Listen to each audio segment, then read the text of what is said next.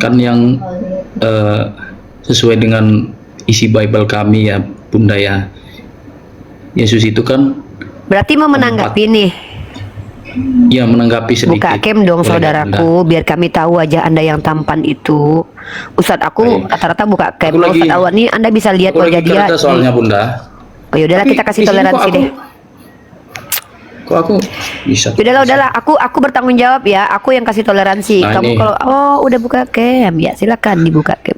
Aku turun. Tempat kelahiran Yesus itu, tempat dia pelayanan, tempat di mana dia disalibkan, di mana dia mati, di mana dia bangkit. Sampai hari ini kita masih bisa lihat. Nah, terus sekalipun literatur Kristen itu ditutup, mengenai hal ini masih bisa kita lihat dari sejarawannya Yahudi sama sejarawan apa Romawi. Panjang, saya kasih pemanasannya aja dulu. Pertama, tapi saya tegaskan dulu, bisa tidak cerita, kalau ada dua cerita versi berbeda, versi perjanjian baru beda dengan versi perjanjian lama, abang pilih cerita yang mana?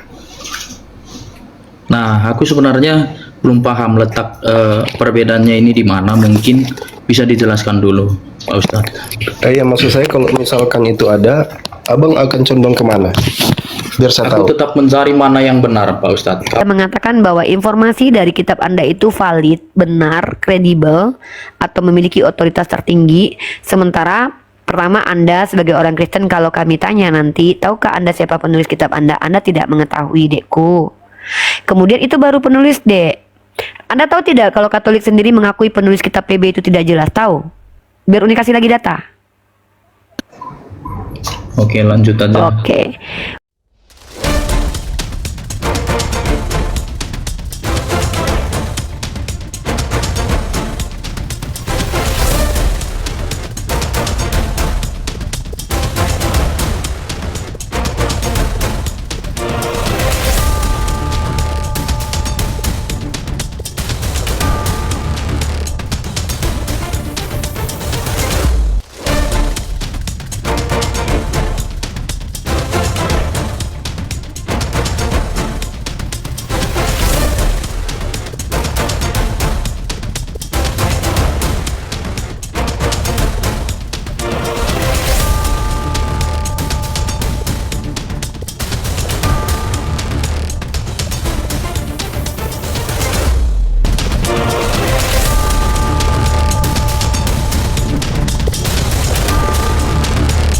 Assalamualaikum warahmatullahi wabarakatuh.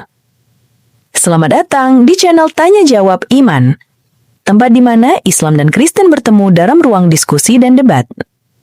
Di sini, setiap argumen akan diuji dengan dalil, logika, dan kejujuran berpikir. Para apologet Islam akan menjelaskan kebenaran agama Islam dengan hujah yang kuat, sementara pihak Kristen akan bertanya dan berusaha mempertahankan keyakinannya dengan cara mereka. Ini bukan sekedar diskusi dan debatan, melainkan pembelajaran iman dan logika yang membuka mata kita tentang siapa Tuhan sebenarnya dan bagaimana manusia memahami wahyunya. Nah, singkat kata, mari kita lihat video sekarang. Pak. Islam akan berkaitan dengan Kristen, Kristen akan berkaitan dengan Yahudi, Yahudi akan berkaitan dengan semuanya. Semuanya pasti berkaitan, karena yang mengutus tetap Tuhan satu gitu loh di dunia ini. Nah, cuma mana dari agama ini yang bisa menjelaskan secara baik dan ilmiah, maka dialah sang pemilik ajaran sebenarnya. Nah, sekarang Bapak Gabriel bandingkan secara secara profesional ya pembandingannya ya, jangan berpihak kemana-mana dulu. Islam dan Kristen misalnya. Orang-orang yang disebutkan di dalam kitab suci Bapak Gabriel, Mas Gabriel, itu apakah berbeda dengan yang di Al-Quran? Sebenarnya sama. Cuma menceritakan sesuatu yang berbeda dalam kehidupannya. Nah, maka ketika menceritakan sesuatu yang berbeda, misalnya Musa dalam Al-Quran dengan Musa dalam Bible, apakah sama? Sama sebenarnya. Tapi cerita yang mana yang benar-benar hak, yang benar-benar sesuai dengan saat Musa hidup, itu yang perlu diklarifikasi nanti. Sehingga kita bisa tahu nih, apa Al-Quran atau Bible. yang ajarannya masih terjaga dari dulu sampai sekarang. Gitu loh Pak. Monggo Pak Mas Gabriel. Oke, terima kasih Pak Ustadz Wifi. Yang bisa kusimpulkan dari pernyataan Bapak tadi, bahwasanya Tuhan itu Esa, satunya Tuhan pencipta langit dan bumi ini. Ya. Oke, hanya ajarannya saja yang berbeda-beda. Mana ajaran yang hak, yang masih benar, mana yang sudah tidak benar lagi, kan kira-kira begitu. Tetapi itu kan pemahaman pemahaman Pak Ustadz Wifi. Tapi sebenarnya kalau dari aku ya, kita ini agama ini banyak ini Pak, ada ribuan ini agama di dunia ini, ada sampai 4.000 ini, dan banyak juga agama yang mengatakan Tuhannya itu Esa, bukan hanya Islam, Zoroaster, banyak juga ini yang Esa juga dia. Tetapi pertanyaannya sebenarnya esensi bukan di situ. Di antara 4.000 agama ini dan 4.000 juga Tuhannya yang berbeda-beda, ini sebenarnya ada satu yang sebenarnya asli, selebih satu saja yang asli, selebihnya iblis semuanya ini. Jadi 4.000 yang agama dengan 4.000 Tuhan ini, yang asli pencipta itu satunya sebenarnya. Tapi siapakah Mr. X-nya itu? Yang asli itu mana? Karena semua mengaku asli, semua mengaku pencipta langit dan bumi. Tapi yang asli itu yang siapa? Itu yang mau dicari sebenarnya. Karena nggak mungkin Tuhanku sama dengan Tuhan Ustadz Wahabi, nggak mungkin itu. Karena surganya berbeda, nggak ada itu. Jadi aku dengan mula jadi Nabolon itu, Yesus dengan mula jadi Nabolon itu nggak ada itu, nggak sama itu Tuhannya. Tapi sama-sama menuhankan, sama-sama punya Tuhan. Tuhan dia si X, Tuhanku si Y. Jadi tetapi si pencipta langit dan bumi ini yang asli siapa? Itunya sebenarnya. Nah, di sini kalau misalnya begini Mas Gabriel, yang menciptakan umat Islam ini Tuhan kan? Sama kan dengan yang menciptakan orang Kristen? Pasti sama. Nah, berarti Tapi kan siapa Tuhannya pelakunya? sama kan? Tuhannya sama, cuma Bukan, beda. Tunggu dulu. Yang Beda. menciptakan Nabi Muhammad, apakah bukan Tuhan yang diyakini oleh orang Yahudi atau Tuhan yang diyakini oleh umat Kristen? Sesuai dengan keyakinan kami, benar itu Tuhan kami yang menciptakan. Keyakinan kami. Nah, yang menciptakan Nabi Muhammad Tuhan Anda, betul? Keyakinan kami. Nah, Sesuai keyakinan. ketika yang menciptakan Nabi Muhammad adalah Tuhan Anda, Pak, berarti kan apa kata saya di awal? Semua umat manusia di dunia ini ada satu Tuhan yang menciptakan. Cuma cara membedakan mana yang benar dan tidak, lah itu yang kita diskusikan. Apakah ajaran Kristen atau Islam yang benar-benar berpegang terhadap sejarah yang pasti. Nah, misalnya nih Pak, misalnya saya tanya sekarang sama Bapak, tapi Bapak tidak perlu pakai dalil, saya nanya aja sementara. Ini cuma pertanyaan logika saja Pak. Iya. Bapak ketika punya Bible Pak, saya punya Al-Quran. Betul. Nah, Bapak punya Bible, saya punya Al-Quran. Kita berbeda, meskipun oknum-oknum yang disebutkan itu sebenarnya sama, tapi menceritakannya dengan hal yang berbeda, kan gitu. Nah, Sebagian sama, sebagian berbeda.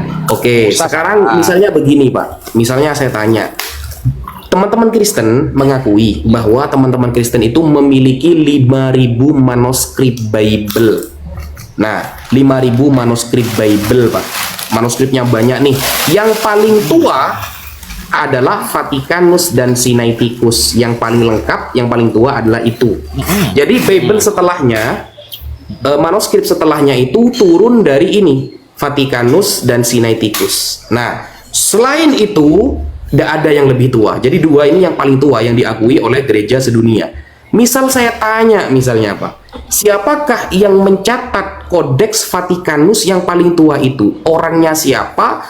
Kredibilitasnya bagaimana? Coba saya tanya.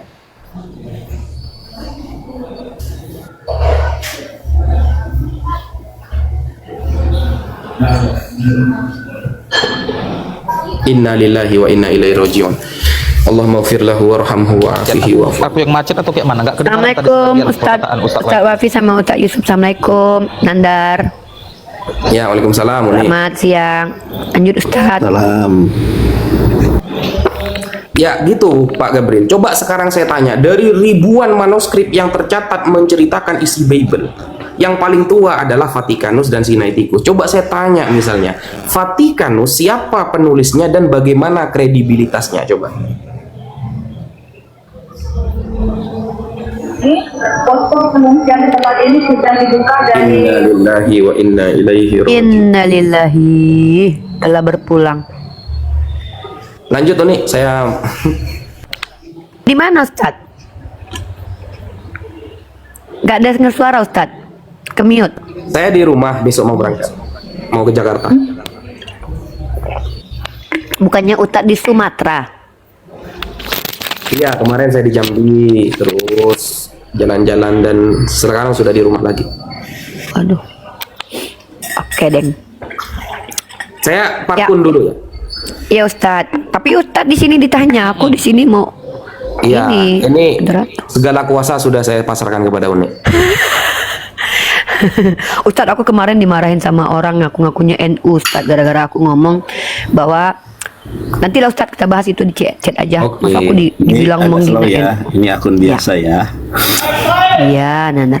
Oke, Pak Gabriel, tadi Ustadz Wafi itu mengarahkan kita untuk membuktikan bahwa klaim kita itu benar. Nah, jadi kalau kita mengklaim satu sama lain kan itu baru klaim. Kami Islam nih, kami Islam bilang bahwa Tuhan kami yang benar, Kristen bilang Tuhannya yang benar. Ah, itu kan baru klaim.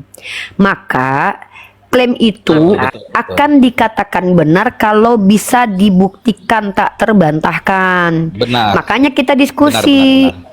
Pinter. Nah, supaya kita membuktikan bahwa apakah Tuhan itu benar atau tidak, maka yang kita lihat itu bukan Tuhannya dulu, tapi kita lihat dulu informasinya dan yang membawa informasi. Makanya kita buktikan dulu apakah pemberi informasi tentang Tuhan Anda itu orang yang jujur, terpercaya, amanah, dan cerdas, atau seorang yang terbiasa berbohong, atau terbiasa menyesatkan banyak orang, atau jangan-jangan orang dari kalangan munafik, kun. Begitu caranya, karena informasi yang benar itu bisa dikatakan benar dalam teori kebenaran, salah satunya teori kebenaran performa, kalau disampaikan oleh orang yang punya integritas, atau orang yang memang tak disangsikan lagi bahwa orang ini orang baik dan orang benar. Makanya kalau Anda misalnya nih, Anda percaya sama perkataan Yesus, kalau nih, saya nggak bilang Anda percaya, maksudnya kalau Anda percaya, Yesus juga berkata seperti itu kok. Cara membedakan mana penyesat, mana yang tidak penyesat, di Matius pasal 7 nomor 18. Ayat dari 7 pasal ke-7 nomor 15 sampai 20 itu perikop tentang penyesat dan nabi palsu. Yesus menjelaskan ciri-ciri nabi palsu atau penyesat. Apa ciri-cirinya? Tidak mungkin pohon buruk menghasilkan buah baik. Tidak mungkin pohon baik menghasilkan buah buruk. Maksudnya apa itu? Nggak mungkin ada penjahat tiba-tiba jadi rasul, tuh nggak mungkin. Karena pohon buruk itu menurut agama Oten adalah alegori atau perumpamaan untuk tubuh manusia. Buahnya adalah perumpamaan untuk perbuatan. Di situ Yesus mengumpamakan, tidak mungkin pohon baik berbuah busuk, dan begitu pun sebaliknya. Mari kita lihat, Islam datang dari siapa? Dari Nabi Muhammad. Apakah Nabi Muhammad adalah seorang penjahat? Tidak. Bahkan dia digelari sebagai orang yang al-amin oleh orang kafir Quraisy. Lalu dari mana Kristen ini berasal? Apakah dari Yesus? Ternyata tidak. Ternyata Kristen itu bermula dari Antioquia, pengajaran Barnabas dan Paulus. Nah, si Paulus ini ngakunya apa? Rasul, utusan Tuhan. Apakah Tuhan yang dibawa oleh Paulus Tuhan yang benar? Mari kita uji. Paulus ini pohon baik atau pohon buruk? Silakan dijawab, Bang Gabriel. Sebelum menjadi Rasul. Innalillahi. Oke, Ibu Jin, Bu Jin, Jin Bandaso, buka mic-nya, Bu. Padahal kita lagi menunjukin bahwa tidak mungkin pohon buruk berbuah baik. Ketawa Ustaz Wafi. Innalillahi Ustaz. Terpukau dia mungkin dengan ayat Matius pasal 7 nomor 18 itu. Perkataan Yesus memang sungguh luar biasa. Silakan Bu Jin. Itulah kenapa kitab suci kita itu datang sampai kepada tangan kita itu dengan cara talaki, guru ke murid, bukan dengan mengandalkan manuskrip. Adapun ketika kita memiliki manuskrip, itu hanya pelengkap. Yang kita utamakan adalah riwayat diroyat dengan sanad, bukan mengandalkan manuskrip yang tidak ketemu siapa penulisnya, sehingga ajaran itu benar-benar terjaga secara maksimal. Begitu. Mantap. Dan anehnya teman-teman kita Oten ini, mereka ini memiliki metode bahwa ajaran itu divalidasi sama tekstual tertulis. Salah. Tekstual tertulis divalidasi sama pandangan gereja. Maksudnya kalau tidak ada tertulis bisa dibuang tuh Ustaz. Kayak Injil Barnabas di Sinaiticus kan ada, ternyata tidak mengikuti kaidah doktrin Kristen, lalu dibuang. Atau memasukkan ayat baru, ayat sisipan, oh sejalan nih sama ajaran Tritunggal, ya udah masuk. Kalau kita kan hafalan tidak divalidasi sama tekstual, tapi hafalan divalidasi sama yang menghafal, kan gitu talaki tadi. Dan itu tidak mungkin orang banyak bersepakat untuk berbohong hafalannya alias mutawatir. Jadi metode Islam itu lebih tinggi daripada ilmu sejarah sekalipun, dan ilmu arkeologi pun lebih tinggi Islam itu. Makanya Islam itu kebenaran yang absolut, Al-Quran itu kebenaran yang absolut. Kalau saintifik itu bisa cacat, bisa berubah, bisa salah Ustadz. Ada kejadiannya loh. Pengetahuan para ahli sains itu berkembang. Iya. Mereka berpendapat seperti itu bukan karena pengetahuan yang absolut, tapi memang alat dan penelitian dia masing-masing. Makanya tidak memungkinkan akan ada perdebatan. Terbatasan. Kita, misalnya nih, ada orang ahli sains yang membenarkan Al-Quran. Kita yang nggak bangga-bangga banget gitu loh. Karena belum tentu pendapatnya itu tidak ditentang sampai beberapa tahun selanjutnya. Makanya kita fokusnya talaki dari guru ke murid, dan itu orangnya tidak boleh fiktif atau fiksi, tidak boleh.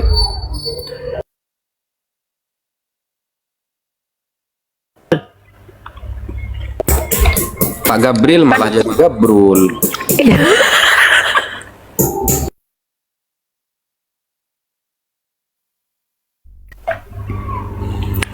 Naik ke Komal nama siapa? Gabriel. Tiba-tiba langsung jadi Gabrul. Jadi aku pernah bikin statement yang aku minta untuk dibantah sama seluruh scholar di seluruh dunia. Aku bilang begini,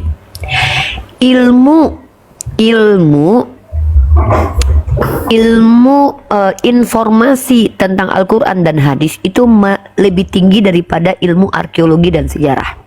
Betul. Karena ahli sejarah dan ahli arkeologi tidak mempelajari akhlak dari pemberi informasi tentang sejarah itu.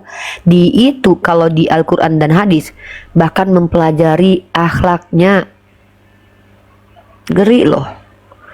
Nah, tapi orang-orang seperti Guru Gembul, Kumaila adalah orang-orang yang menolak terkadang perkataan Tuhan tapi mendewakan, menuhankan perkataan manusia yang berkembang itu.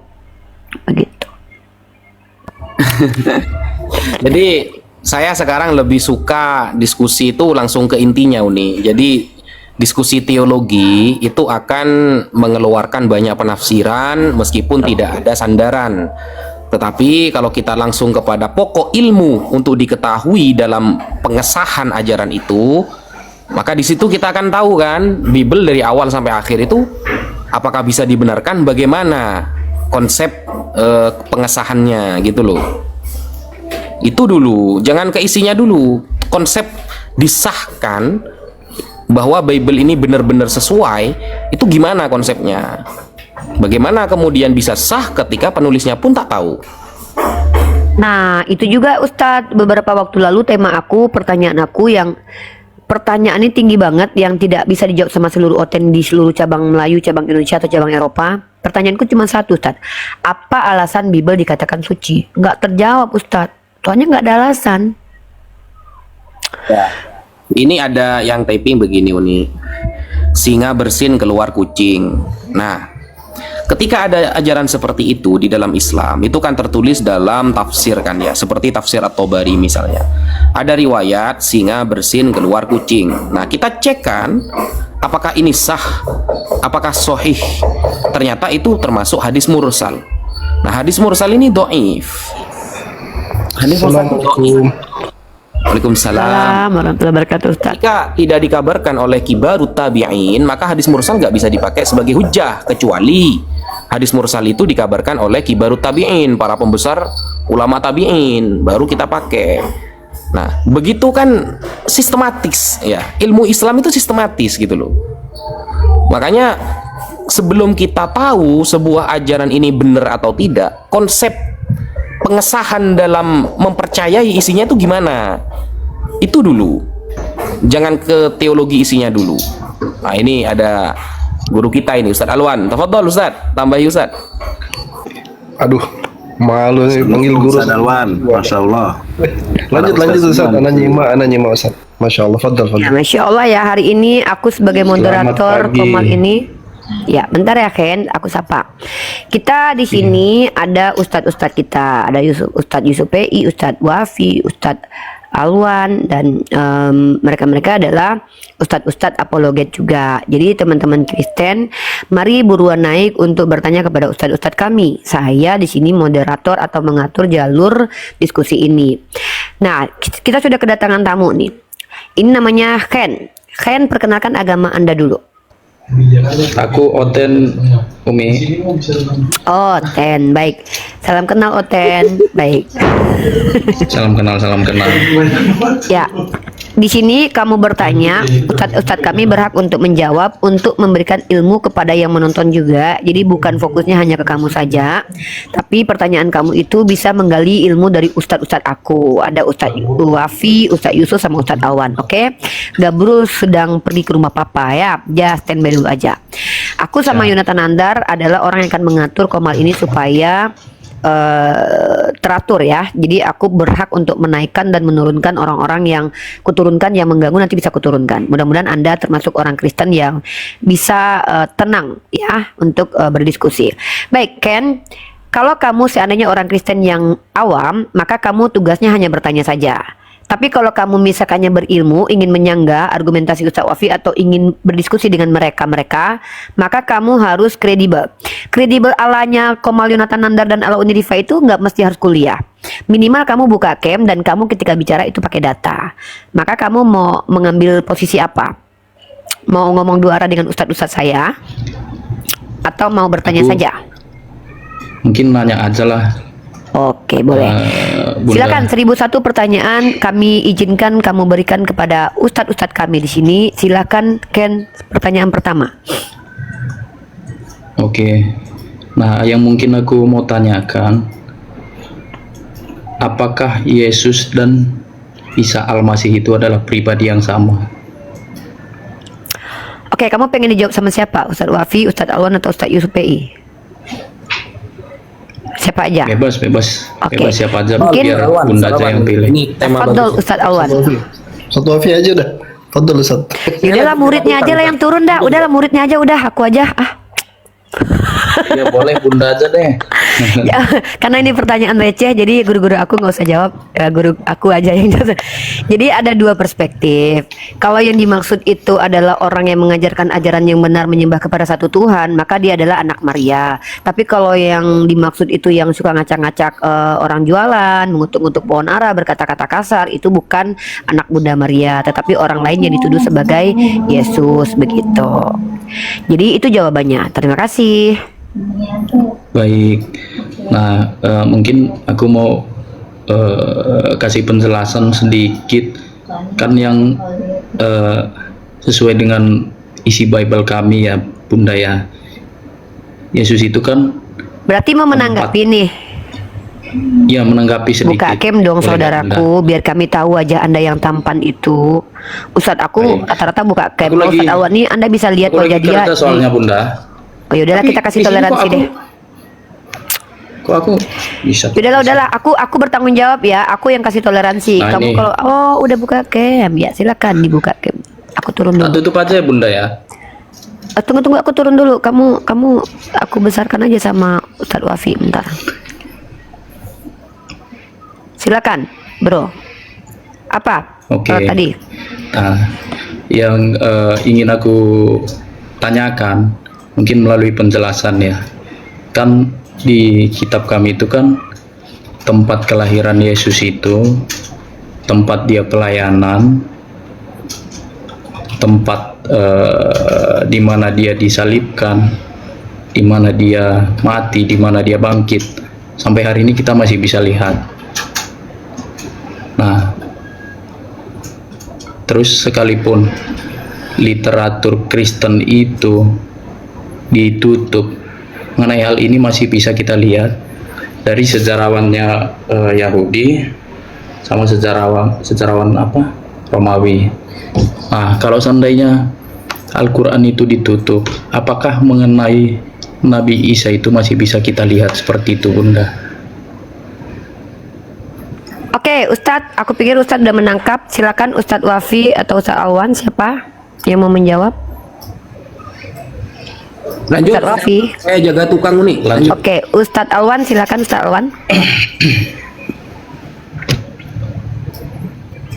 Ustadz Ini yang Alwan, di atas monggo. ini kelas berat semua ini. Kelas berat semua, Ustadz aku semua, guru-guru aku semua. Ustadz Yusuf Iya, PI. iya, Bunda. Pertama saya izin dulu ya sama Ustadz Wafi, Ustadz Yusuf, semuanya saya izin Insya menjawab. Allah, Ustadz aku. Begini Bang, kalau misalnya yang Abang ingin tunjukkan bahwasanya sejarah di Bible itu jauh lebih kredibel daripada sejarah yang ada di dalam Quran, itu mengarah ke sana ya, kurang lebih ya. Enggak sih, aku cuman bertanya aja sih. Kan aku izin ya, aku juga belajar Al-Quran, tapi tentang bahasa Indonesianya aja seperti itu.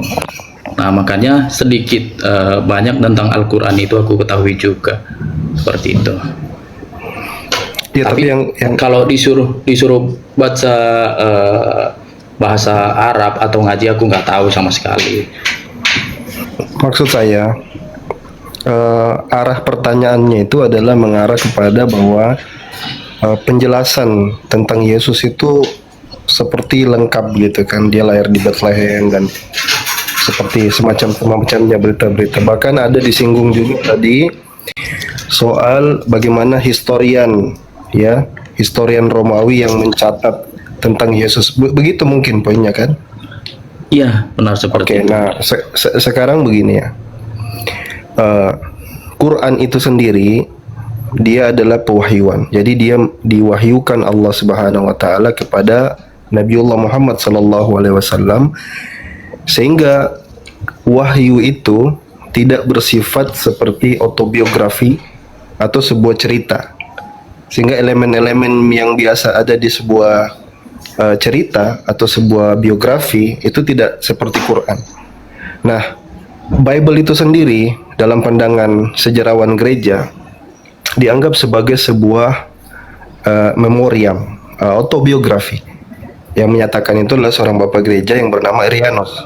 Jadi itu adalah sebuah memoir of Jesus, sebuah perjalanan hidup Yesus. Makanya kalau kita buka pasal-pasal di Perjanjian Baru, pasal-pasalnya semua berawal dari ada dua gospel yang bercerita tentang kelahiran Yesus, yaitu Lukas dan Matius. Yang duanya tidak, Yohanes dan Markus tidak bercerita sama sekali. Lalu bergerak terus misi daripada dia tumbuh besar, habis itu dia besar, kemudian dia berkeliling, menyiarkan kurang lebih mencari pengikut selama 33 tahun umurnya. Itu yang diceritakan Bible sampai akhirnya dia disalibkan dan di resurrection, dibangkitkan kembali. Ringkasnya begitu. Tapi poin-poin pentingnya begini. Kredibel itu adalah sesuatu yang tidak bisa disangkal. Justru ketika misalnya narasi di dalam Bible Perjanjian Baru ini bercerita, maka di sanalah kita dapat banyak dalam tanda kutip ya, keganjilan-keganjilan ketika kita baca secara story-nya. Mau saya beri contoh. Sebenarnya paling bagus untuk mencari tentang keganjilan daripada cerita Yesus itu kita bisa berasal daripada Matius pasal 2. Itu kalau Anda baca dari awal sampai akhir Matius pasal 2, di sana banyak statement-statement yang bertentangan dengan Perjanjian Lama.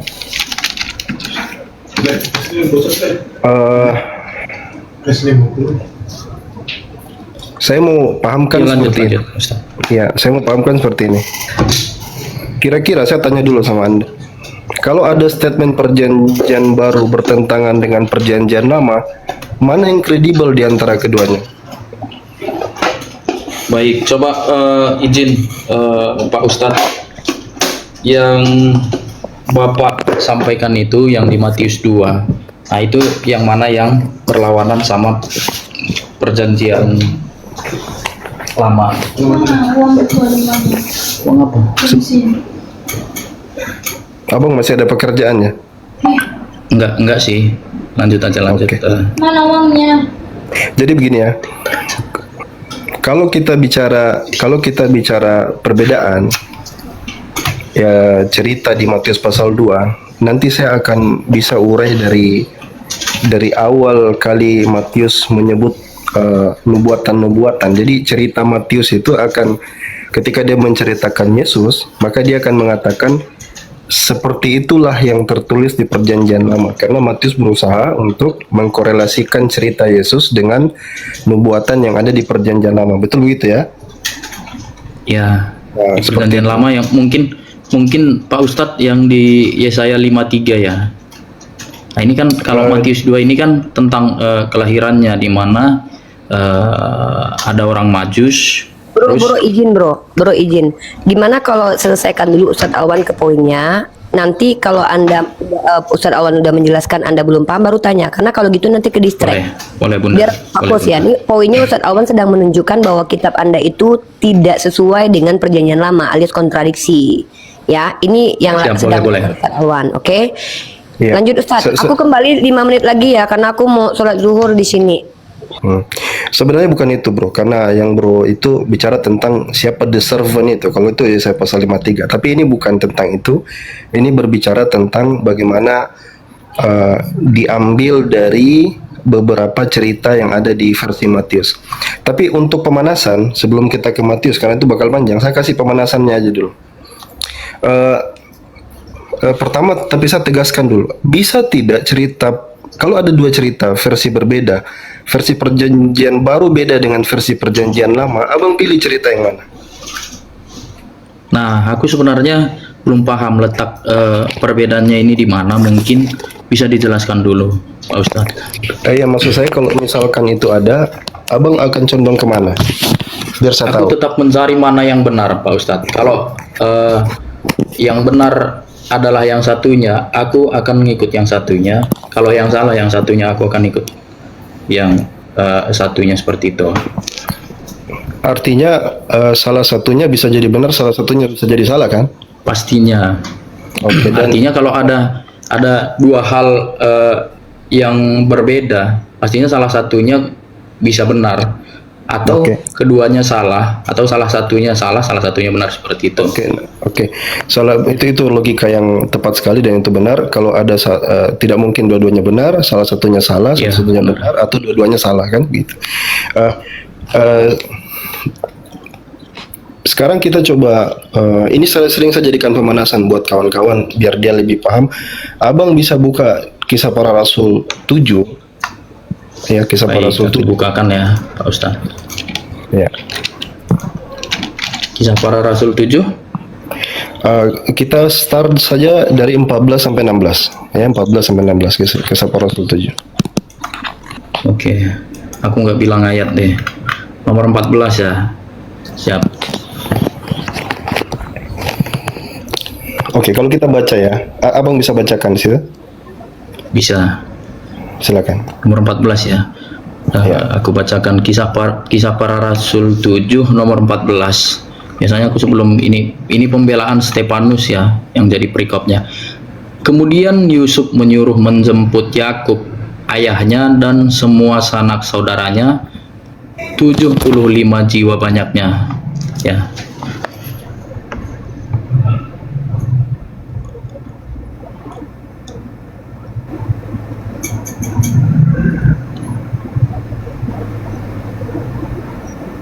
Di ayat ini apa yang mau dijelaskan, Pak Ustadz? Maaf tadi ada panggil tadi. Oh ya, siap. Sekarang lanjut yang ke-15-nya. Lanjut ke 15, lalu pergilah Yakub ke tanah Mesir, di situ ia meninggal, ia dan nenek moyang kita. Yang ke-16-nya, Mayat mereka dipindahkan ke Sikem dan diletakkan di dalam kuburan yang telah dibeli Abraham dengan sejumlah uang perak dan anak-anak Hemor di Sikem. baik. 3 ini, 14, 15, 16 ini seluruh ceritanya bertentangan dengan perjanjian lama. Seluruh ceritanya. Kita mulai dulu dari yang pertama. Baik. Yakub, keluarga Yakub ke Mesir, ya. Semuanya. Yusuf, anak-anaknya. Berapa jumlah disebutkan di situ? Ntar aku bacakan lagi ya. Yang 14, ya. Yang ayat 14-nya, dan semua sanak saudaranya 75 jiwa banyaknya. Oke. Kata orang Yahudi, ketika dia membaca kisah para rasul ini, dia mengatakan ini membingungkan. Mereka buka Bible-nya, perjanjian lamanya, maksudnya Torah, ya. Dia katakan tidak begitu jumlahnya. Sekarang kita cross check ya. Coba abang buka Keluaran 1 nomor 5 coba.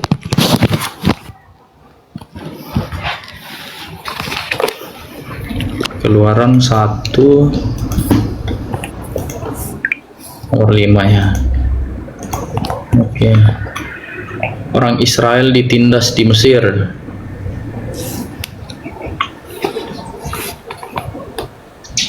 Iya, dibaca. Seluruh keturunan yang diperoleh Yakub berjumlah 70 jiwa, tetapi Yusuf telah ada di Mesir. Oke. Berapa yang dikatakan di kisah para rasul? Tapi kan ini Berapa?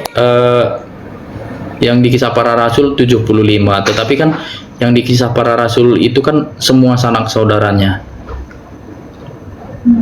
Kalau yang di Keluaran ini,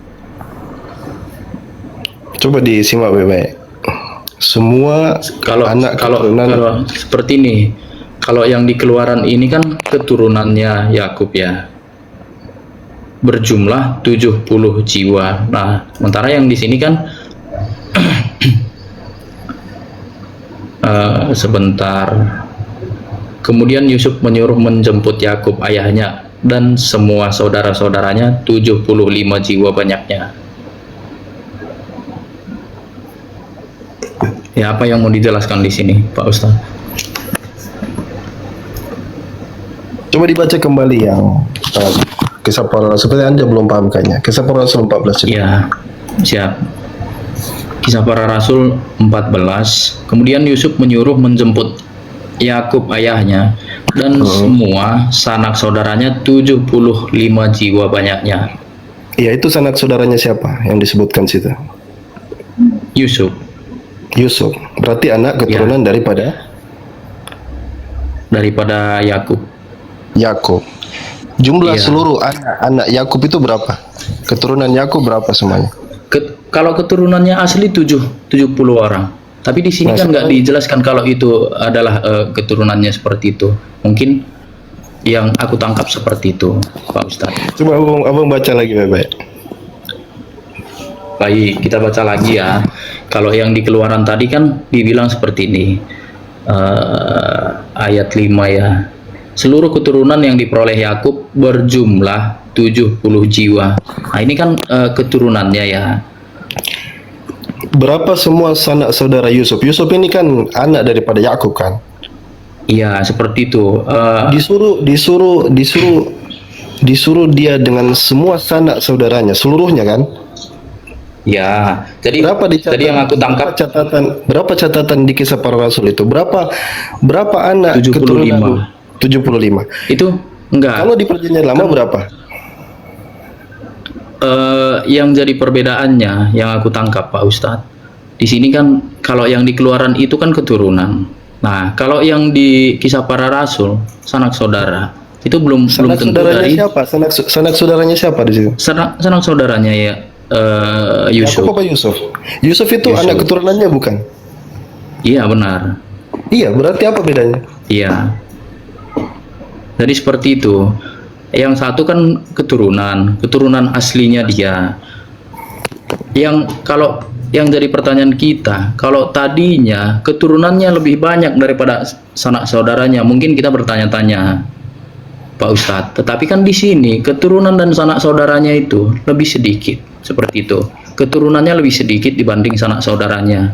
Nah, sanak saudara itu nggak mesti keturunan seperti itu. Pak Yusuf nggak lagi tangkap di Jakarta nih. Kemarin aku nonton Nggak- live-nya. Nggak ditangkap ini baik-baik. Oke. Aku masuk. Oke, izin. Ya boleh Bunda. Aku Ken, bisa nggak kamu membedakan apa perbedaan antara sanak saudara dengan keturunan? Coba kamu menganggap ini berbeda nih. Mungkin silakan kamu perbedakan dulu, karena saya tahu bapakku namanya Yadiman. Keturunan Yadiman itu sanak saudara aku. Bukan Uni. Di situ sanak saudaranya Yusuf. Iya, makanya Berarti keturunannya itu Yadiman anaknya itu- juga, sama juga keturunannya kan? Iya kan Jadi begini, Yusuf Ustaz. dengan saudara-saudaranya Gini, baik. itu anak keturunan Izin. juga. Betul. Izin aku Nggak, jawab nggak ya. nangkap, Ustaz. Gini, Bukan, di situ bukan, kan bukan. Bentar, Ken. Aku nangkap loh ya, kata Pak Ustadz Awan itu, sanak saudara Yusuf itu tuh pasti keturunan Yakub, kan? Keturunan Yakub, ya pasti sanak saudaranya Yusuf lah, karena Yusuf adalah anak Yakub, gitu loh. Paham nggak? Iya. Benar kan Ustadz? Iya, paham. Iya. Makanya tadi Nah, apa bedanya? Makanya aku tanya sama Apa kamu. bedanya? Kamu bilang beda. Ya sudah. Apa beda sanak saudaranya Yusuf dengan keturunannya Yakub? Bedanya apa? Silakan jawab. baik aku jawab ya. Kalau keturunan itu sudah pasti darah dagingnya si Yakubnya seperti itu. Tetapi kalau sanak saudara bisa jadi pamannya ada di situ, bisa jadi mungkin entah tantenya ada di situ seperti itu.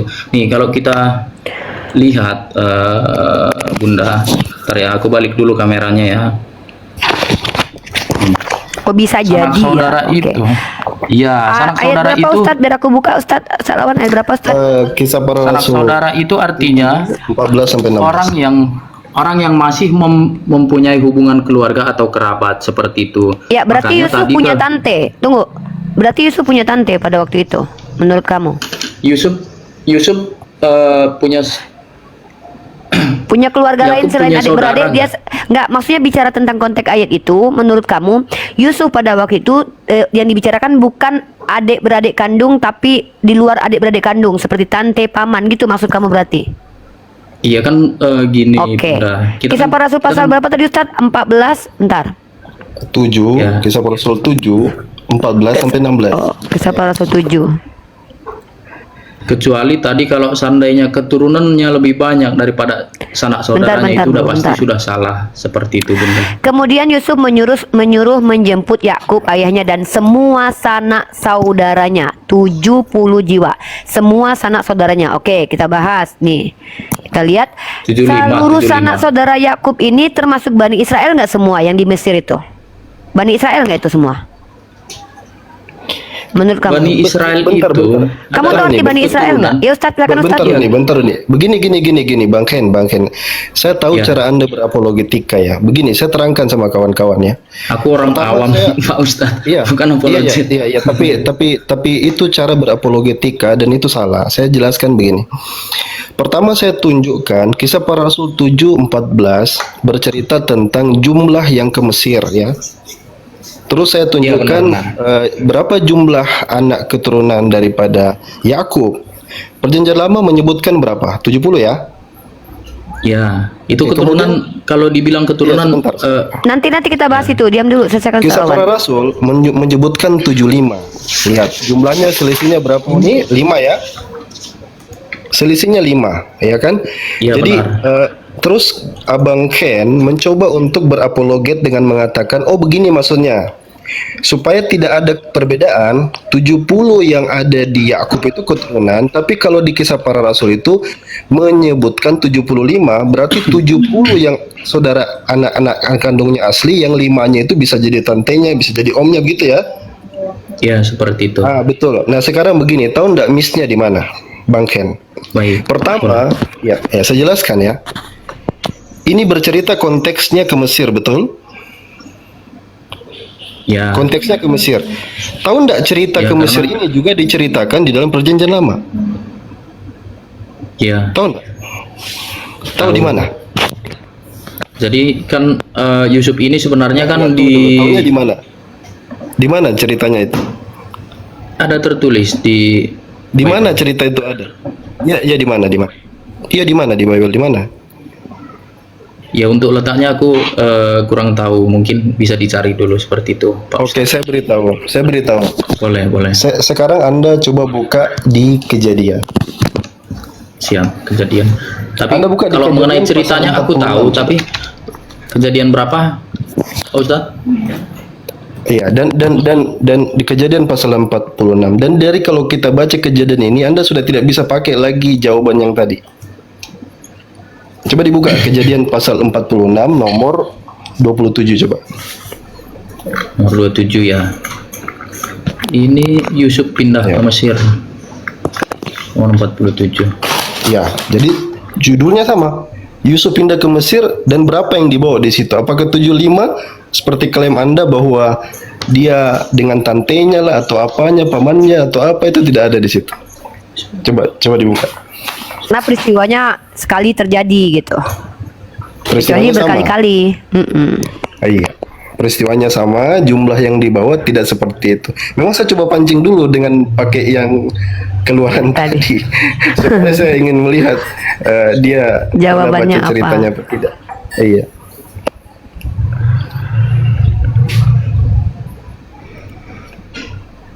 Oke, yang di sini tetap 70 ya. Anak-anak Oke. Yusuf yang lahir baginya di Mesir ada 2 orang. Jadi keluarga Yakub yang tiba di Mesir seluruhnya berjumlah 70 jiwa. Yakub menyuruh Yehuda berjalan baik-baik. Oke, terkait hal ini mungkin nanti aku pelajari lebih mendalam lagi. Ya. Oke. Bunda sampai Tunggu dulu. Ustaz Awan, Belum silakan selesai. Ustaz Awan. Iya, belum selesai. Oke.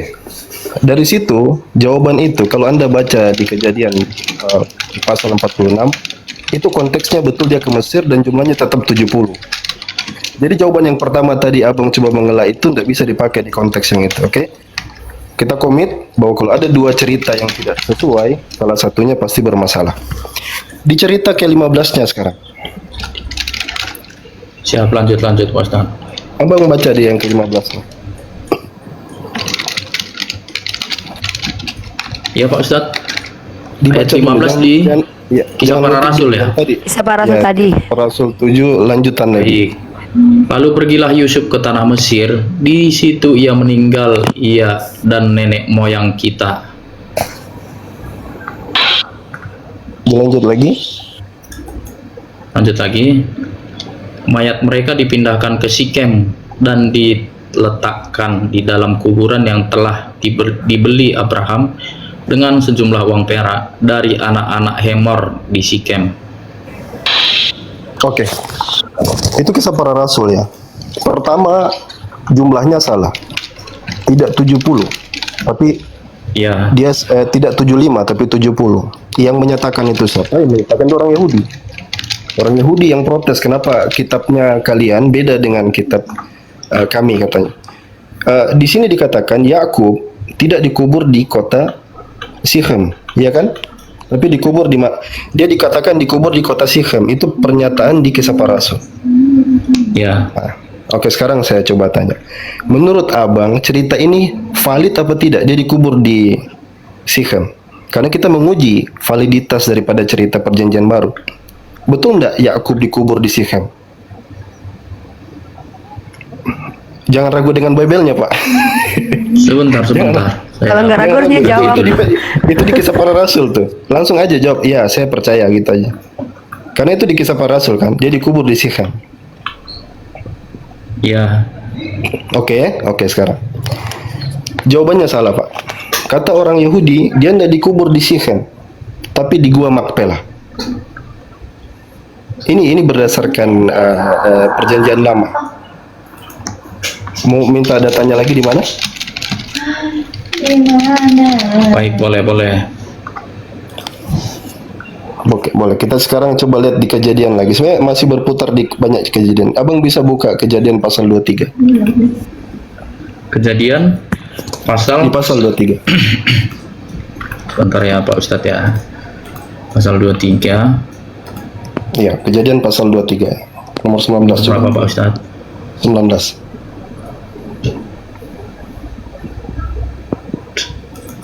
Nomor 19.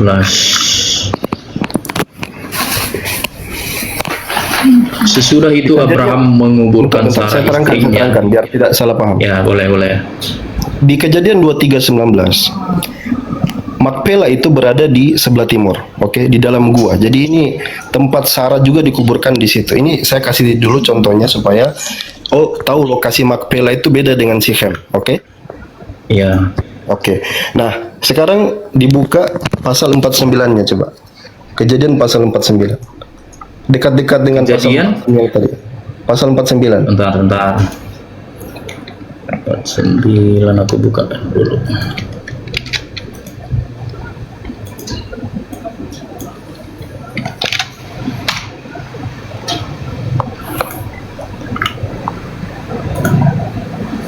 Oke. Ayatnya ayat keberapa? Nomor berapa, Pak Ustadz? Di nomor 29. 49 nomor 29 ya. Iya. Baik. Yakub meninggal dan dikuburkan. Kemudian berpesanlah Yakub kepada mereka, apabila aku nanti dikumpulkan kepada kaum leluhurku, kuburkanlah aku di situ di sisi nenek moyangku dalam gua yang di ladang Efron orang Het itu, dalam gua yang di ladang Makfela di sebelah timur Mamre, di tanah Kanaan, ladang yang telah dibeli Abraham dari Efron orang Het itu untuk menjadi kuburan milik. Oke. Sudah. Di situ aku lanjut aja ya. Disitulah dikuburkan Abraham bersama Sarah istrinya. Disitulah dikuburkan Ishak bersama Ribka istrinya, dan di situ jugalah dikuburkan Lea. Ladang dan gua yang ada di sana telah dibeli dari orang Het. Sudah. Oke. Ini sebelum Yakub meninggal ya, pesannya kepada keturunannya ya. Dia dikubur di Makpela kan? Ya, Makpela. Enggak, oke lah. Kalau Anda mau yakin karena Anda bilang tadi itu pesannya Yakub minta dikubur di Makpela, itu benar-benar ditunaikan. Anda baca di pasal 50, di pasal 50 nomor 13, betul-betul dia dikuburkan di sana di Makpela. Nomor 13 ya. Ya, Anda bacakan biar kawan-kawan. Anak-anaknya mengangkut dia ke tanah Kanaan dan mereka mengubur dia di dalam gua di ladang Makpela yang telah dibeli Abraham dari Efron orang Het itu. Oke, jelas ya. Di mana Yakub dikubur? Di gua di Makpela, oke? Bukan Ya. di Sichem. Saya baru berikan 2 contoh. Saya sebenarnya masih bisa lanjut, cuman saya takut kawan-kawan yang lain menunggu karena ini ada beberapa, ini ada banyak ini. Ya, Pak contoh-contoh. Baik. Sekarang Terkait hal ini mungkin nanti Pak bentar Ustadz, dulu. terima kasih untuk ini. Bentar dulu. Penjelasan. Saya mau tanya sekarang. Seperti pertanyaan saya di awal tadi. Kalau ada orang yang bertentangan antara satu cerita dengan 2 cerita, dua-duanya tidak mungkin benar kan? Salah satunya benar, ya, atau salah satunya salah, atau dua-duanya salah. Ya. Menurut Anda, saya sudah tunjukkan buktinya tadi. Satu bercerita tentang jumlah keturunan Yakub yang ke Mesir 70 versi Perjanjian Lama, 75 versi Perjanjian Baru. Yakub mati di mana? Yakub mati di Sichem, kata Perjanjian Baru. Nyatanya dia tidak di Sichem, dia mati di Makpela. Ini kabar yang mana yang harus dipercaya? Mana yang benar menurut Abang? Kalau kita kaji, mungkin yang paling benar adalah yang tertulis di Taurat, seperti itu. Tapi secara pribadi, aku sebelum mengkaji secara mendalam, aku tidak bisa langsung memutuskan begitu saja seperti itu, Pak Ustadz. Kenapa Kalau tidak memang bisa pada langsung akhirnya memutuskan? nanti begini, Pak Ustadz. Kalau Oke, memang oke. pada akhirnya nanti aku menemukan di perjanjian lama lah yang benar, nanti kita ikutin yang di Saya perjanjian sudah lama seperti tunjukkan itu. dalilnya, saya sudah tunjukkan datanya, abang sudah baca sendiri. Apa yang membuat abang ragu menentukan mana yang benar? Kenapa masih ragu-ragu? Ya karena menurutku belum cukup seperti itu, Pak Ustadz. Apanya yang abang mau cari lagi? Apa yang- Apanya? Apa yang kita lihat, yang sudah kita pelajarin tadi, menurutku belum cukup seperti itu. Baik, saya tidak bisa paksakan. Ya, saya biarkan kawan-kawan yang nonton yang nilai Unirifa sudah ini juga siap-siap Ya. mau bicara. Nggak Tapi- apa-apa Ustadz, lanjut Ustadz. Kalau Tapi Daniel. Karena kan memang Ya, di sini Pak Ustadz, kita bukan mau menyalahkan atau membenarkan, kita mencari kebenaran seperti itu, Pak. iya, justru saya tunjukkan bagaimana kalau kita Pak Ustadz kritis. bisa menunjukkan kebenaran itu kepada aku terima kebenaran itu seperti itu. Karena memang ya namanya kita kan bukan hidup di zaman itu seperti itu. Jadi mana yang benar mana yang salah, kita cuman baca berdasarkan literatur yang ada seperti itu. Tapi kalau kita kaji, memang kebenaran yang paling dekat itu ya yang tertulis di Taurat itu seperti itu. Karena yang nulis itu kan yang kita ketahui kan langsung hidup di zaman itu, yaitu Musa. Seperti itu, dimana mengenai kisah penciptaan sampai kisah Musa membawa bangsa Israel dari tanah Mesir itu kan semuanya ditulis oleh Musa, termasuk 10 perintah Allah yang dia dapatkan dari Gunung Sinai, dan bersama gulungan kitab itulah yang ditulis dalam kitab Kejadian, Keluaran, Imamat, Bilangan, dan Ulangan. Nah, 5 kitab inilah yang kita sebut hukum Taurat. Oke, Hadun, bentar ada tamu, bentar. Hadun, agamanya apa, Hadun? Halo. Ya, agamanya apa, Bro? Oke, di mute dulu ya. Oh ya. Hadun, silakan Hadun. Kalau Anda Kristen, kalau Anda Islam, standby dulu ya. Agamanya Ya, apa? atau mungkin kalau ada bunda Kristen yang lain yang mau menanggapi boleh. Oke, saya kasih narasi sebentar dulu ya kawan-kawan. Lanjut Ustaz. Jadi begini, alasan saya menunjukkan itu karena tadi Bang Hen ini menunjukkan bahwasanya itu tadi cerita di Bible itu versinya dia lengkap ya, berdasarkan sejarah, bahkan dikonfirmasi oleh sejarawan-sejarawan. Bahkan kita belum keluar ke sejarawan-sejarawan ya. Kalau misalnya kita ingin sebutkan sejarawan, kita bisa sebutkan Flavius Josephus, Tacitus, Lucian, Marabar, Serapion, semua bisa kita sebutkan. Tapi that's not the point. Bukan sekarang ini kita bahas itu. Saya bahkan baru kasih pemanasan, ya, belum ke Matius pasal 2-nya, menunjukkan bahwa bagaimana bisa ada satu kitab yang dianggap kredibel, bisa dipercaya, bercerita tentang ketuhanan seorang anak manusia, tapi di dalamnya berisi pertentangan satu dengan yang lain. Fatalnya ini pertentangan antara yang diklaim sebagai kitab suci atau yang dua-duanya diklaim sebagai kitab suci, mau perjanjian baru atau perjanjian lama. Bercerita tentang cerita yang sama, tapi dengan cerita yang berbeda. Bercerita tentang hal yang sama, tapi ceritanya yang berbeda. Harusnya ini akan memberikan pengetahuan yang menurut saya itu akan membuat kawan-kawan berpikir kembali, menggunakan narasi yang sama, menerangkan tentang reliable tidak cerita di dalam perjanjian baru itu. Nah, saya balik ke Quran. Quran sendiri sifatnya pewahyuan. In huwa illa wahyu yuha.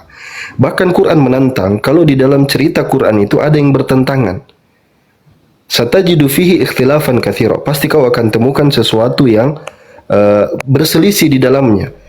Dan kita tidak bisa mengklaim ini kitab yang benar, ini kitab suci kalau dia ada pertentangan di dalamnya. Yang saya tunjukkan itu hanya sekian persen dari dilema yang terjadi antara perjanjian baru dan perjanjian lama.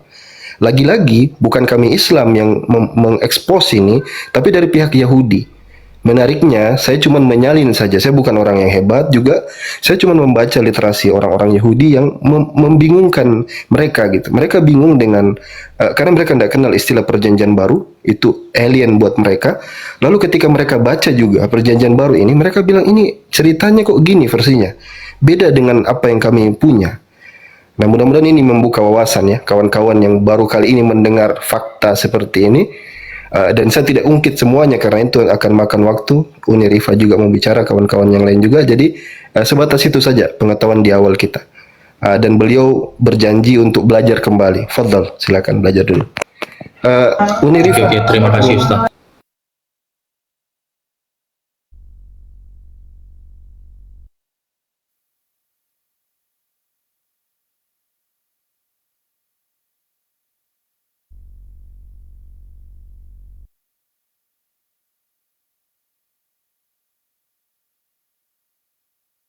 Uni Rifa. Uni. Ya, bentar Ustadz, saya lagi ngambil paket Ustadz. Bentar Ustadz.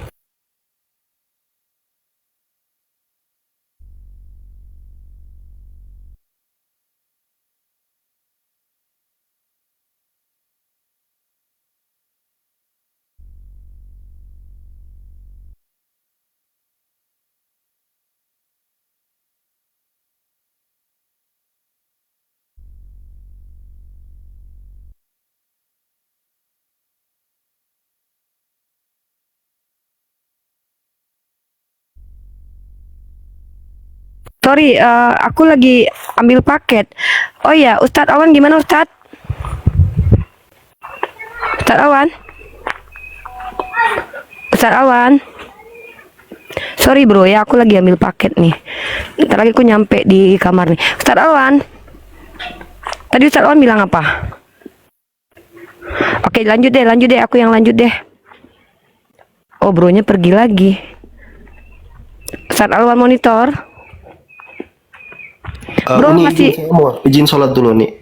Oh, oke. Aku lanjut ya Ustaz ya. Bro, aku lanjut ya. Besarin Uni. Ya, nanti aman-aman. Enggak, aku lagi ambil paket. Oke, sekarang kita lanjut nih. Ken, tadi kamu bilang kalau seandainya ada perjanjian baru dengan perjanjian lama yang bertentangan, maka kamu ambil perjanjian lama ya? Bener nggak? Ya, soalnya kan itu terjadi di zaman itu dan pastinya kebenarannya lebih seharusnya Oke. lebih sesuai seperti itu. Nah, sorry nih ya. Bagaimana kalau aku bisa buktikan kalau di antara perjanjian lama sendiri dengan perjanjian lama juga banyak perselisihannya? Aku coba buktiin ke kamu ya. Sekarang kamu buka Boleh. 2 Samuel pasal 24 nomor 1.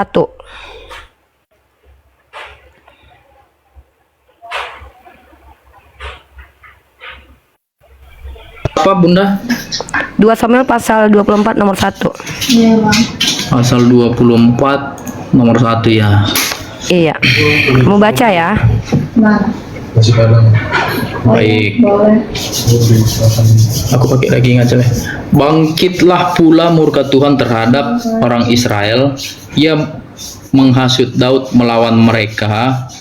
Firman-Nya, pergilah hitunglah orang Israel dan orang Yehuda. Nah, kamu tahu nggak kalau cerita ini bukan hanya dituliskan dalam kitab Samuel tapi juga dituliskan dalam kitab Tawarik? Tahu? Kalau nggak tahu biar aku kasih tahu. Oke, ini aku kasih kamu data ya. 2 Samuel pasal 24. 2 Samuel pasal 24 nomor 1. Nah, kalau kamu punya aplikasinya enak karena kamu tahu mana ayat korelasi, mana ayat tidak terkorelasi. Aku punya aplikasinya. Kebetulan aku punya. Nih ya. Kamu lihat ini ya. Pendaftaran dan hukuman. Bangkitlah pula murka Tuhan terhadap orang Israel. Ia menghasut Daud melawan mereka. Di sini yang bangkit murka siapa? Saya ingin konfirmasi deh biar kita nggak bertele-tele nanti. Menurut yang kamu baca di sini, yang bangkit murka dan menghasut Daud itu siapa di sini? Tertulis. Murkanya Tuhan. Tuhan ya. Nah, kamu lihat di sini ada 1 Tawarik pasal 21 nomor 117. Ini ayat terkorelasi atau cerita ini sama-sama ditulis di 2 kitab ini. Ceritanya yang sama. Kamu perhatikan nih, aku klik nih. Coba perhatikan layar biar kamu lihat kalau aku lagi klik. Ya. Nah, coba kamu baca di sini. Yang murka dan menghasut siapa di sini?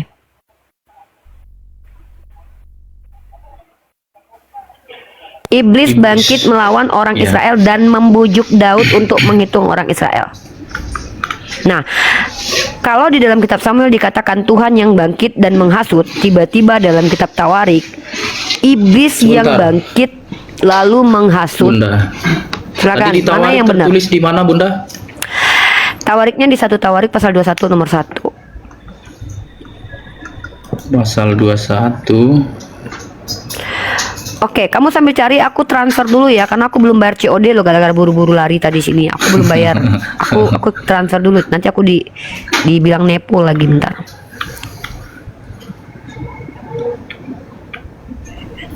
Satu Tawarik 21 nomor berapa, Bunda? Nomor 1. Nomor 1 ya. Nanti Siap. yang tukang COD-nya nonton lagi, dasar ibu ini live aja utang belum dibayar katanya, bentar. Bentar ya, aku bayar dulu ya. Siap, lanjut Bunda.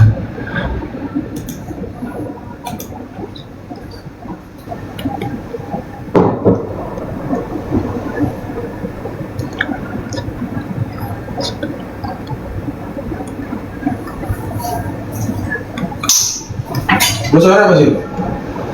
Bebas. Ya terserah aja.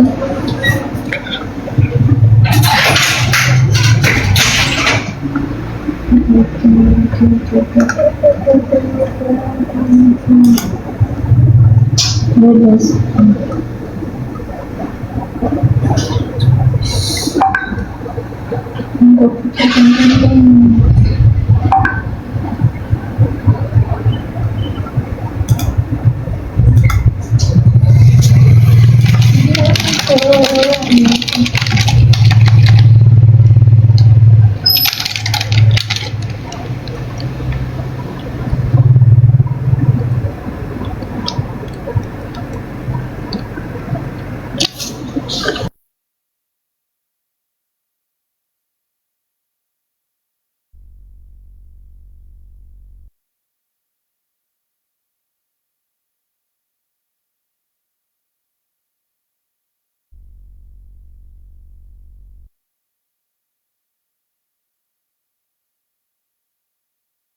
Gimana, Vicky? Sudah dibaca?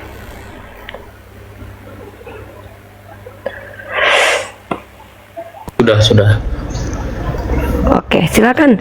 Jadi, brotherku, kami ini kan tadi kan Anda bilang bahwa oh itu sejarah Uni. Yang namanya sejarah itu pasti valid, tidak, Dek. Kamu kalau belajar ilmu sejarah sebagai ilmu, kamu tahu sejarah itu bisa dikorup. Makanya banyak orang-orang ahli sejarah itu mengkritisi sejarah-sejarah, kemudian mereka perbaiki. Banyak kok kejadian itu. Makanya dikatakan informasi yang benar tentang Tuhan itu tidak berasal dari hasil sejarah. Karena kalau dari hasil sejarah berarti Tuhan perspektif manusia. Yang namanya informasi tentang Tuhan itu haruslah dari wahyu, pewahyuan. Informasi dari para nabi. Nabi itu bukan sejarawan. Nabi itu mereka dapat informasi tentang Tuhan bukan karena mereka pelajari tentang Tuhan, bukan, diberitahukan oleh malaikat Tuhan kepada mereka. Itu definisi kalau kamu mengikuti agama Samawi. Tapi kalau ternyata kamu menyandarkan Yesus itu dari sejarah, nih mohon maaf nih, kamu maksud mungkin sejarah tentang Yesus itu dia mati di salib itu kan menurut Tacitus sama Flavius Josephus, kan kamu bilang begitu. Pertanyaannya, apakah Flavius Josephus dan Tacitus menyaksikan penyaliban itu? Tidak, mereka dapat dari orang juga. Pertanyaannya, orang yang menyampaikan informasi ke Flavius dan Josephus itu adalah informasi yang benar atau palsu? Apakah Yesus anak Maria atau bukan? Karena by the way, pada waktu itu nama Yesus itu nama yang lazim dipakai oleh laki-laki pria dewasa di Yerusalem. Contoh, penjahat yang sedang dihakimi sama Yesus yang menggantikan Yesus itu namanya juga Yesus, tapi Yesus bin Barabas. Nah, jadi begitu. Jadi tidak bisa dikatakan informasi tentang Tuhan itu disandarkan kepada sejarah. Islam, Al-Quran itu tidak divalidasi sama sejarah. Masa perkataan Tuhan divalidasi sama hasil karangan manusia, hasil penelitian manusia? Hasil penelitian manusia itu tidak absolut kebenarannya, karena yang namanya saintifik pun sampai detik ini masih dinamis. Nah, jadi itu kenapa kami mengatakan kalau kita mengatakan kitab kita suci harus ada alasannya. Apa alasan kitabmu dikatakan suci? Kalau saya mampu menjawab dengan 5 alasan malahan. Bahkan itu masih alasan paling kecil lah. Masih banyak alasan lainnya yang bisa saya sampaikan kenapa Al-Quran dikatakan suci. Tapi kalau Bible penulisannya tidak diketahui, kamu ngerti nggak Septuaginta itu apa? Kalau nggak ngerti biar Uni kasih paham. Nah, Boleh kasih tahu, Bunda. Nah, Septuaginta kamu nanti cross check ya, Dek. Kalau Uni salah kamu boleh bantah. Nanti cari Uni lagi bilang Uni bohong, nggak gitu artinya. Septuaginta itu adalah kitab sucinya orang Yahudi yang diterjemahkan ke bahasa Yunani, konon katanya di zaman Raja Ptolemy di abad ketiga sebelum Masehi. Itu Septuaginta. Katanya teks Tanakh. Teks Mesora yang kamu lihat berbahasa Ibrani sekarang ini itu dituliskan oleh keluarga Mesoret menggunakan bahasa Ibrani di abad ke-9 setelah Masehi, setelah Islam datang. Dan kamu tahu nggak, antara Septuaginta ini dengan teks Mesora itu pun berbeda-beda deh. Mau tahu? Mau dibuktikan? Septuaginta itu kitab Yesaya yang sama dengan Yesaya di teks. Jadi terjemahannya yang beda, tapi itu bertentangan. Contoh, kamu mungkin nggak punya link Septuaginta. Saya punya link Septuaginta. Sekarang saya kasih kamu. Kamu boleh foto. Nanti kamu boleh ambil link Septuaginta nih. Ini linknya ya. Maaf kamu nih kecilkan ya dek, biar Uni bisa besar sendiri dan kamu bisa melihat secara ini. Ini ya. Ini saya buka dulu 2 link dulu. Kamu boleh foto link ini sebagai sumber literasi kamu. Kamu boleh cross check. Kamu boleh katakan, tanya ke gereja apakah ini dipakai atau tidak, valid atau tidak. Ini linknya. Kamu silakan screenshot dulu. Nanti kamu buka sendiri. Itu linknya. Kalau mau screenshot dulu. Maksudnya Uni, Uni minta kamu cek sendiri. Nah, kamu lihat di sini. Yesaya pasal 69 nomor 10. Yesaya, kita buka Yesaya. Yesaya. Bentar ya, Uni buka dulu 63, bentar. Bentar ya dek ya, sabar. Oke, kita pakai teks Septuaginta. Yesaya 63 nomor 10 kamu buka. Coba kamu buka di Perjanjian Baru sekarang. Yesaya pasal 63 nomor 10. 63 nomor 10. Kita buka di Septuaginta ya. Pasal 63 nomor 10 dek. Itu perjanjian lama. Iya, Septuaginta. Septuaginta ini dipakai sama Kristen. Teks berbahasa Yunani ini, teks berbahasa Yunani-nya dek. Nih, lihat nih. Nah, diterjemahkannya Ya. ini. Lihat di ayat ke-10-nya. Di ayat Yesaya ke-10-nya. 63 ayat 10 ya. Iya. Siap. Oke. Tetapi mereka memberontak dan mendukakan Roh Kudusnya, maka No, ayat 9, sorry, ayat 9. ayat 9. Oke, siap. Dalam segala kesesakan mereka. Ini nomor 9 tanggung kalimatnya Bunda. Mungkin ku Iya, baca betul dari itu. nomor 8 ya. Boleh, silakan. Kamu boleh Bukankah baca. ia Boleh.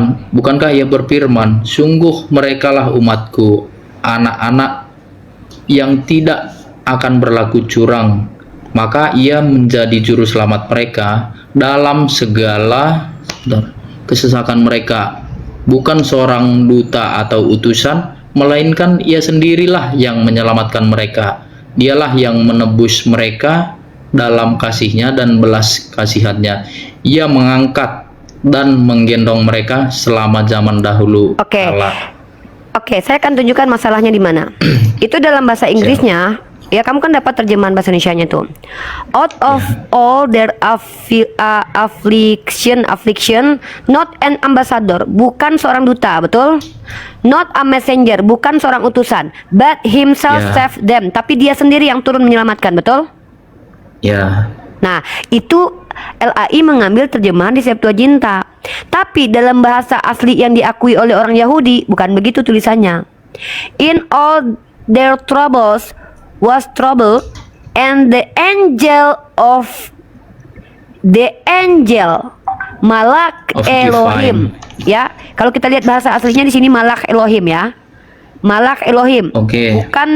Bukan dia yang turun, tapi malaikat Tuhan. Malak Yahweh atau Malak Elohim.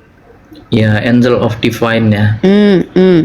Nah, artinya antara kedua terjemahan saja itu bertentangan. Bagaimana mau menjadikan kitab ini sebagai panduan. Nah, dan lucunya lagi, kalau Uni pandu aja kamu dari sini kamu buka sendiri kalau kamu punya ininya. Kalau seandainya ini kan mensupport Tritunggal nih, seolah-olah Tuhan turun sendiri, ya kan? Maka LAI mengambil terjemahan yang di Septuaginta, betul nggak? Menafikan yang di teks Mesora. Tapi kamu tahu nggak? Kalau seandainya ia mendukung lagi di Septuaginta tidak mendukung nubuatan, tidak dipakai Septuaginta, yang dipakai teks Mesora.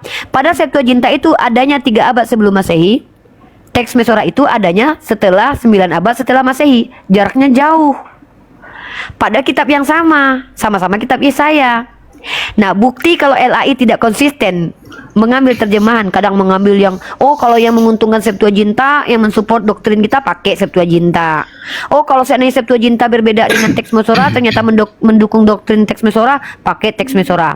Nah, ini saya sudah tunjukin.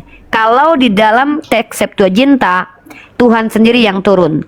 Kalau dalam teks Mesora, Malak Elohim atau Angel of the Divine Presence dikirim sama deliver them gitu ya, dikirim untuk mereka.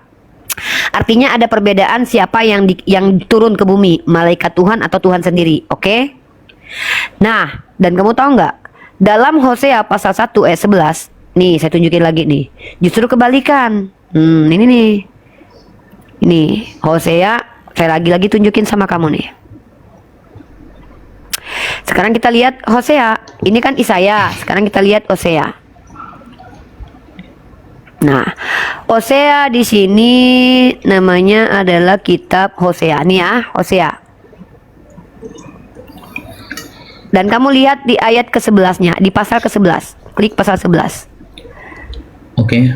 Ya, di ayat pertamanya di sini, early in the morning were they cast off, the king of Israel has been cast off, for Israel is a child, and I love him, and out of Egypt have I called his children. Nah, ini kata-kata yang mau saya garis bawahi. Di sini Tuhan berfirman, dari Mesir aku memanggil anak-anaknya. Maka ini merujuk kepada anak Yakub. Karena di sini bicara tentang raja Israel yang adalah Yakub.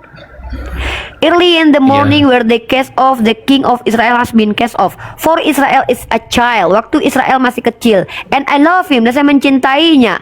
And out of Egypt, lalu dia keluar dari Mesir kan? Dan aku dari Mesir kupanggil anak-anaknya. As I call them. Ya, dipanggil anak-anaknya. Ngerti nggak? Berarti yang dipanggil itu ke-12 suku Bani Israel ya. Dan kamu tahu nggak? Iya, di benar. dalam teks Mesoranya justru yang dipanggil adalah Yakubnya.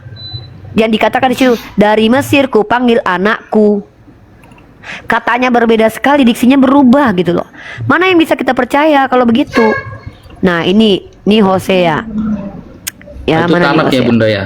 Iya, kitab Perjanjian Lama. Ya, siap-siap. Itu masuk ke dalam Ketuvim dia, kitab para nabi dia. Joshua, Samuel, Yeskiel, Joel, Amos, Obadiah, Jonah, Nahum, Mika, Habakuk, Malaki. Masuk ke dalam ini ya. Masuk ke dalam catatan-catatan ya, bentar. Bentar ya. Hosea di sini apa ya?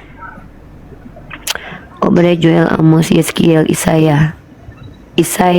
Wah ini nih ya. Nih, Hosea pasal 11 nih. Kamu boleh cross check nanti ya deh. Kamu boleh ambil linknya nanti. Nih, I fell in love with Israel when he was still a child, and I have called him my son. Dari Mesir ku panggil anakku. Kamu lihat terjemahannya di dalam kitab Matius. Diambil oleh penulis kitab Matius, terjemahan yang belum ada gitu loh. Terlalu tinggi kalau ini sih. Maksudnya intinya antara Hosea di Septuaginta dengan Hosea di kitab teks Mesora itu berbeda. Sama seperti Yesaya 63 nomor 10 yang di Septuaginta dengan di Hosea itu di teks Mesora itu beda. Kita tidak bicara ayat by ayat loh deh ya. Kita bicara kitab yang sama, ayat yang sama, hanya terjemahan berbeda. Ngeri. Nah, bagaimana Anda bisa mengatakan bahwa informasi dari kitab Anda itu valid, benar, kredibel, atau memiliki otoritas tertinggi, sementara pertama Anda sebagai orang Kristen kalau kami tanya nanti, tahukah Anda siapa penulis kitab Anda? Anda tidak mengetahui, dekku. Kemudian itu baru penulis, dek. Anda tahu tidak kalau Katolik sendiri mengakui penulis kitab PB itu tidak jelas? Tahu? Biar Uni kasih lagi data. Oke, lanjut aja. Oke. Uni kasih. Maaf ya dek ya, ini kebenaran ini memang menyakitkan, tapi Uni boleh kamu bantah kalau Uni salah. Tapi Bunda ini kalau ngomong sama aku ini ya, maksudnya sangat terarah. Biasanya Bunda itu ini loh. Lihat agak dulu. Keras loh ngomongnya sama orang. Kalau yang naik penghujat ya Uni nggak mungkin lemah lembut lah. Kalau kamu ingin tahu, Uni kan tergantung siapa yang datang. Kan yang Uni hadapi bukan hanya orang yang ingin tahu, tapi ada yang memang naik tuh untuk menghujat agama Islam. Dan kami tidak diajarkan apabila ditampar pipi kiri kasih kanan tuh kami nggak diajarkan, karena bagi kami itu kezoliman terhadap diri sendiri. Kami kalau yang naik itu adalah orang-orang yang berpolemik tapi dia tidak tahu, bagi kami harus kami kasih dia pemahaman juga, pelajaran juga. Sama juga saya tidak mau berhadapan dengan orang-orang yang menghujat lalu saya cuman diam begitu saja, enggak, saya komparasi. Nah, kamu kan ingin tahu. Karena kamu ingin tahu dan ingin membuktikan bahwa saya ini berbohong atau tidak, nanti kamu boleh foto kok semua situs yang saya buka. Ini dari situs Catholic Identity, ini dari A Service a Brisbane Catholic Education, dan ini divalidasi sama orang Katolik sendiri bernama Bapak Dr. Antonius, teman saya juga. Nah, dan di sini dikatakan apa? Siapakah penulis Bible? Di sini judulnya Who Wrote the Gospel and When? Siapa penulis Bible dan kapan? Ternyata di sini dikatakan bahwa penulisan Injil menyandang nama Markus tidak diketahui. Penulisan Injil tentang nama Matius, kepengarangan Injil yang menyandang nama Matius juga tidak pasti. Kepengarangan Injil yang menyandang nama Lukas juga tidak pasti. Kepengarangan Injil yang menyandang nama Yohanes masih menjadi misteri. Nah, dari mana kalian umat Kristen meyakini bahwa itu penulisnya Matius, Markus, Lukas? Itu tradisi gereja, adikku. Tradisi gereja. Dan itu diakui oleh seorang dokter Perjanjian Lama dan Perjanjian Baru. Namanya, ini data dari orang yang akademik ya. Kamu boleh membantah kok. Kami hanya memberitahu, kami tidak memaksakan kamu supaya terima gitu. Kamu boleh kritisi nanti. Nih, Bible menurut para ahli. Kamu boleh baca bukunya nanti ya. Ini ahli teologi loh ya, bukan orang Islam. Nih, kenapa penulis kitab itu disematkan nama itu? Nih, saya sudah kumpulkan datanya dan kamu boleh ambil bukunya nanti. Nih, menurut Gizi Van Niftrik dan B.J. Boleyn, ini dalam buku Dogmatika Masa Kini, buku BPK Jakarta tahun 1967 halaman 298. Kamu boleh cari bukunya nanti. Apa kata dia dikutip di situ? Kita tidak usah malu-malu bahwa terdapat berbagai kekhilafan di dalam Alkitab. Ini bukan kata saya, ini kata Gizi Van Niftrik dan B.J. Boleyn. Di dalam mana kamu bisa baca? Dalam buku Dogmatika Masa Kini BPK Jakarta tahun 1967 di halaman 298. Bahwa dikatakan kita tidak usah malu-malu bahwa terdapat berbagai kekhilafan di dalam Alkitab. Tentang angka tahun yang tadi yang ditunjukkan sama Ustadz Alwan. Kemudian menurut siapa lagi? Menurut D.C. Mulder, pembimbing ke dalam Perjanjian Lama BPK Jakarta 1963 halaman 205. Sekarang kamu cari bukunya. Uni memang belum punya bukunya, tapi Uni berani bertanggung jawab.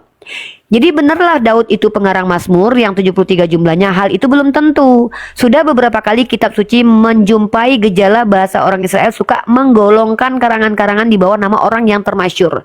Karena nama Matius itu masyur, maka bisa jadi dia mengikuti cara orang Yahudi begitu. Jadi ini yang bisa kami sampaikan kepada Anda karena kami belajar. Kalau menurut Anda, menurut adindaku ini, Uni salah, Uni menunggu setiap hari di komal-komal untuk dibantah apa yang disampaikan hari ini. Dengan cara apa? Silahkan ambil waktu untuk baca literasi yang kami sampaikan. Cari tahu apakah literasi yang kami sampaikan itu literasi yang valid di Kristen atau literasi yang tidak diakui. Yang kedua, apakah yang kami sampaikan itu benar atau tidak? Pelajari sendiri. Yang ketiga, kalau yang kami sampaikan itu benar dan tak terbantahkan, apa alasan untuk menolak kebenaran itu? Mungkin itu. Tapi terserah kepada kamu. Kami tidak boleh memaksakan pendapat. Kami hanya berbagi informasi saja di sini. Izin Suaranya nama nggak boleh ada? Uni? Boleh Ustadz. Uni, mohon maaf Uni, ini bosku udah datang. Mungkin kita lanjut. Oh iya udah. Nextnya ya. Tapi Makasih Ustadz Awan dengerin untuk Ustadz Umi. Awan ngomong ya. Mungkin Dengar, Ustadz Awan dengar. Iya boleh, aku sambil dengerin aja. Ya. Ya terima kasih ya buat Bang Ken yang bisa kita kategorikan santun ya. luar Dan biasa beliau ini.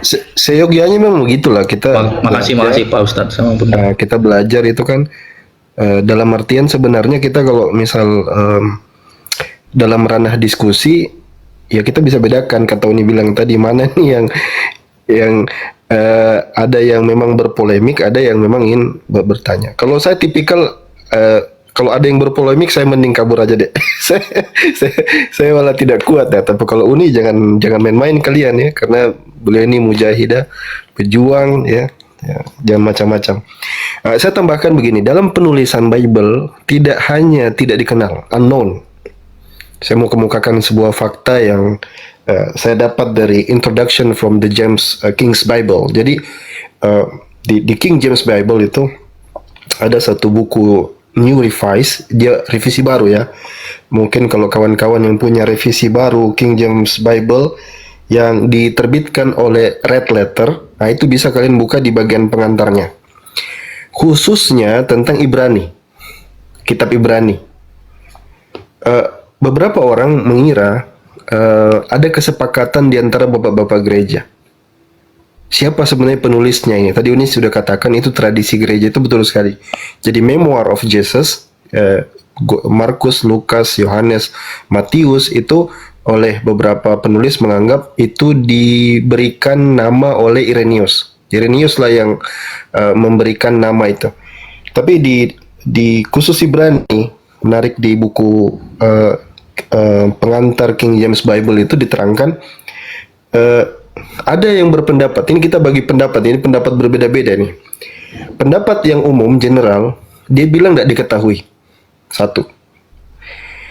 Terus ada yang berpendapat dan ini yang dipakai oleh banyak orang Kristen, pendapat dari Bapak Gereja Eusebius yang dikenal sebagai historian. Dia menganggap itu tulisan dari Paulus. Ya, jadi Eusebius abad keempat percaya bahwa itu adalah tulisan Paulus. Menariknya, Bapak Gereja sebelum Eusebius ada Origen, dia mengatakan itu bukan Paulus yang tulis Ibrani itu. Terus siapa? Origen hanya bilang, iya kayaknya bukan Paulus deh, tapi dia tidak sebutkan siapa kira-kira yang tulis. Coba lihat ya, bagaimana Bapak Gereja kebingungan juga menentukan siapa penulisnya. Origen nggak tahu nih siapa yang tulis kitab Ibrani ini. Nah, kalau Tertullianus itu dia menyebutkan siapa sebenarnya penulis Ibrani, bukan Paulus tetapi Barnabas. Jadi ini kita tidak tahu ini siapa yang benar, apakah Tertullianus, pernyataan Tertullianus atau pernyataan Eusebius, dia kitab Paulus atau kitab punya Barnabas. Nah, yang menarik Martin Luther tahu ya, pendiri daripada Protestan, Martin Luther. Dia punya istilah lima sola itu, sola scriptura, sola fide dan lain-lain. Dia terangkan bahwasanya yang menulis itu ya, itu adalah Apolos.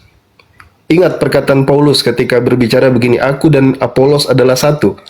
Aku menanam dan Apolos yang menyiangi. Itu perkataan Paulus itu. Nah, teman dari Paulus itulah yang dikatakan oleh Martin Luther sebagai penulis Ibrani. Jadi bukan Paulusnya, tapi temannya. Namanya Apolos. Yang terbaru itu oleh Adolf Harnack. Ini salah seorang agamawan. Dia mengatakan yang menulis itu bukan Apolos, bukan Barnabas, bukan Paulus, tapi adalah Priscilla. Coba lihat.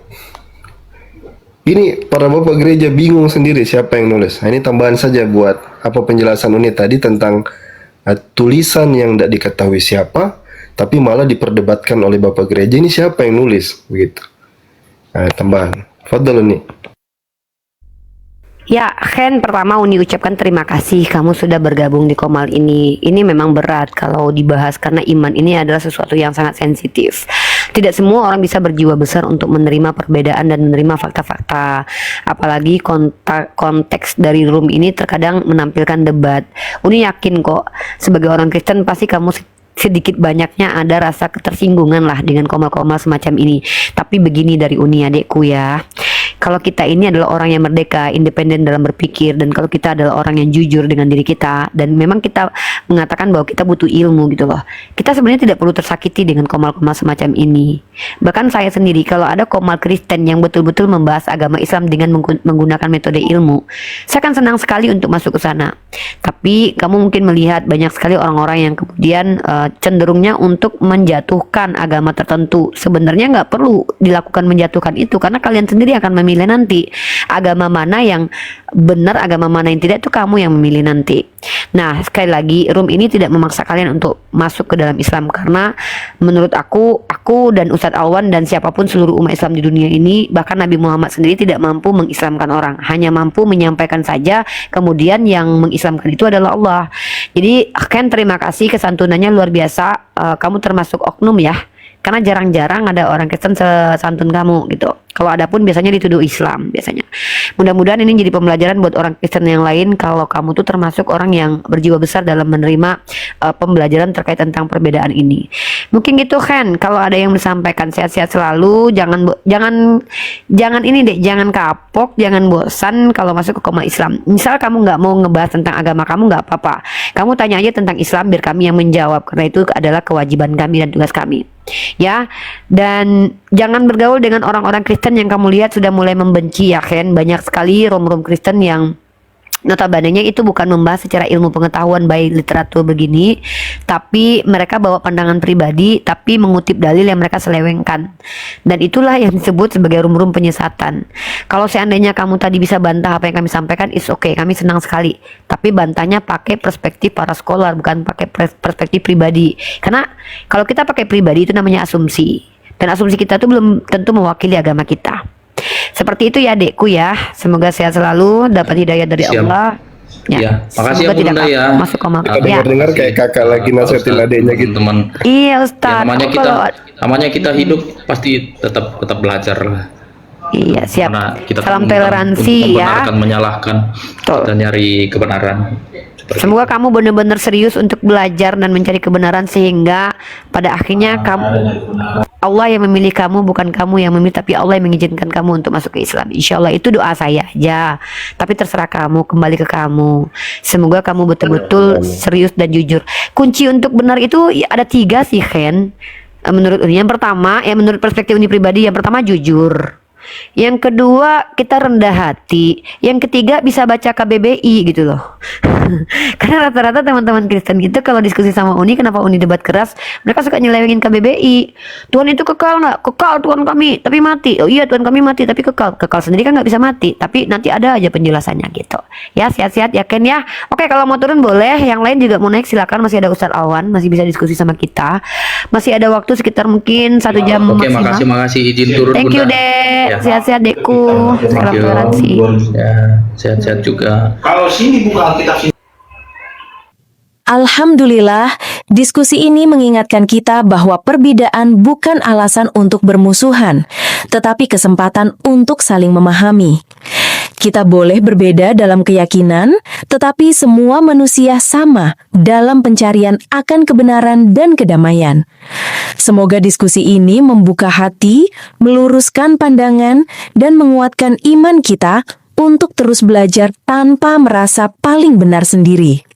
Jika ada hal yang menurutmu menarik, menantang, atau mungkin bertentangan dengan pandanganmu, sampaikanlah dengan cara yang baik dan beradab di kolom komentar. Karena sesungguhnya, adab dalam komentar adalah cerminan dari keimanan seseorang. Terima kasih telah menyimak sampai akhir. Semoga Allah memberi petunjuk kepada siapapun yang sungguh-sungguh mencari kebenaran. Sampai ketemu lagi dan tunggu video selanjutnya diskusi dan debat apologetik Islam dengan oknum Kristen lainnya. Assalamualaikum warahmatullahi wabarakatuh.